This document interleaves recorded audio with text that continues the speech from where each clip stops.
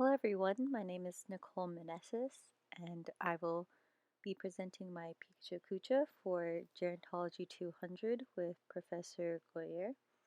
And my Pecha Kucha is on older adults and mental health. So let's get started. So I'd like to start off my presentation off with a quote. It says, "Emotional pain is not something that should be hidden away and never spoken about. There's truth in your pain, there's growth in your pain, but only if it's first brought out into the open." In our society, mental health is often dismissed and thought less than physical health. According to the CDC, 20% of people age 55 or older experience some type of mental health concern. Now, unfortunately, many of these people do not come forward due to the stigma surrounding mental health and reaching out for help. On this slide, I have included 3 self-help tips. Number 1 is to find ways to stay engaged, so like volunteering. Number 2 is adopting healthy habits, such as eating. And number 3 is to know when to seek professional help, which is one of the harder ones, because you can't always see if you need help. On this slide are common losses in later life, which I will be going over, and this is what often determines when people seek professional help or realize that they do need professional help. And it is one of the harder things to cope with in later life. So the first loss is physical health, and this is often something most people struggle with because they would like to do things that they no longer are able to just due to the state of their physical health. And while I mentioned mental health, physical health is just as important. Now, my second common loss is the loss of friends and family, which affects people both mentally and physically and is often hard to come to terms with. But unfortunately, right, everyone does pass away at some point, and that's just the reality of life. The third loss is the loss of the ability to work. Now, this will refer to one's career path, and this is something that is difficult for many because it's a loss of a daily routine that often has been going on for years, so it's hard to come to terms with.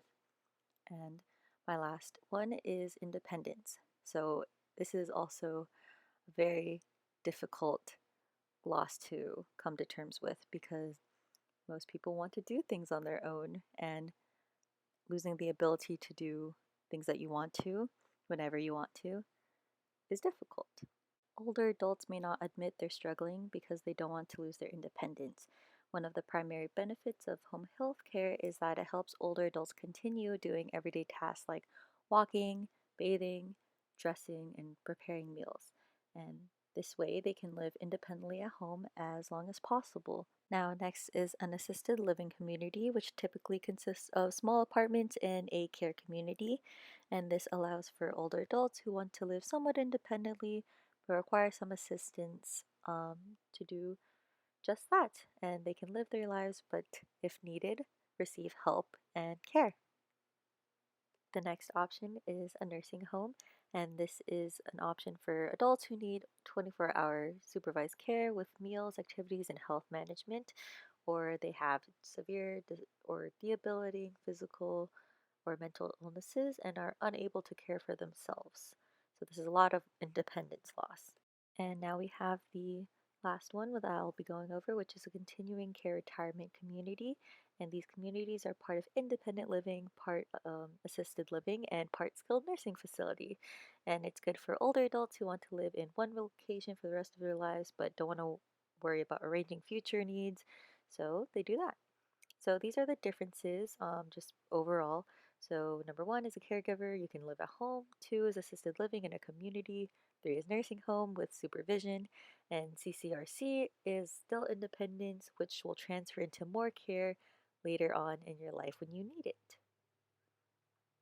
So I've gone over all of these different communities and living situations because nearly 50% of aging parents say that they're worried about being a burden to their children.